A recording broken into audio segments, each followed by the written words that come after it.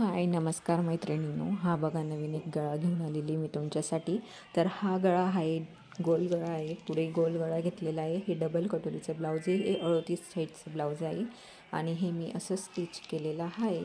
तर त्याचा बॅकचा गळा जो आहे तो मी पानगळा घेतलेला आहे आणि स्लीव्ज आहे त्या बॉल टाकलेले आहेत मी स्लीव्जला. स्लीव्ज सिंपलच आहे आणि फक्त हे बघा दोघं स्लीव्ज एकदम छान पद्धतीने मस्त झालेले आहेत आणि बॅकला पानगळा टाकण्याचा प्रयत्न केलेला आहे, कारण की त्यांना जास्त डीपही नको होता, म्हणून मग पान शेप हा थोडा डीपमध्ये छान दिसतो.